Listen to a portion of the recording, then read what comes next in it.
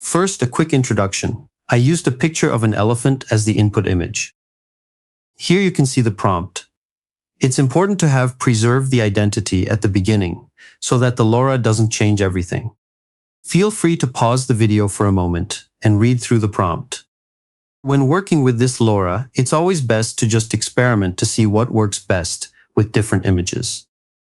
Regarding grounding, the lower the number, the more creative freedom you give the model. 7 and 68 is a good starting value. Next is a brief explanation.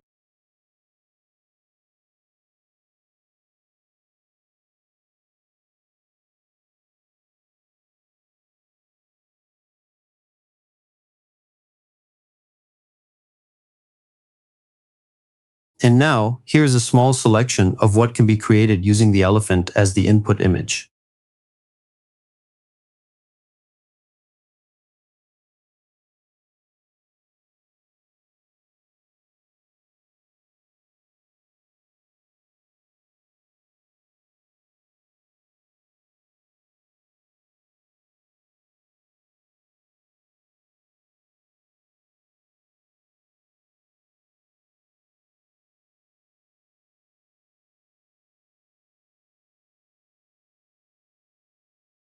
Just head over to Hugging Face and search for the LoRA model. It's called Krea2 Identity Edit and is currently ranked quite high. You can download it under the Files section. The latest version is 1.1. Make sure to grab the largest model. Next, place it in the model's LoRA directory in ComfyUI. Now we need the nodes for it. It's not working via the ComfyUI manager at the moment, so we'll do it manually. You can find the installation instructions under the installation section of the GitHub link. It's not rocket science. Go to the custom nodes folder in your ComfyUI installation.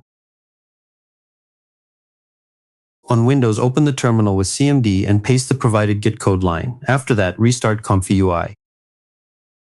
Up at the top under Workflows, we can grab the JSON files for ComfyUI. Just drag and drop them onto the ComfyUI interface. For this tutorial, I'm using only the single workflow. Here is the workflow. I've already got an image in the input window. Let's work on it now. My goal is to remove the clock and place a cow on the ground. I used a GGUF model node here. The original workflow uses the standard Krea2 model, but the GGUF version requires less VRAM and works just as well. You can simply swap in the GGUF node. It's optional if you're short on memory. Here is our LoRA from Hugging Face. It must be in the LoRA folder. The original workflow used a different VAE, but Quen works fine too. Since the CFG is set to 1, we don't need a negative prompt, which is why I'm using the 0 out node. You can take a moment now to look over all the settings.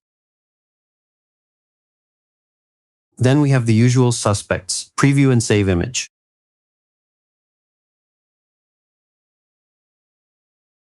Let's hit Run. Here is the finished image. The clock has been removed and the cow added. You can see that the art style of the cow matches perfectly. Like I said, with this LoRA, you just need to experiment a bit.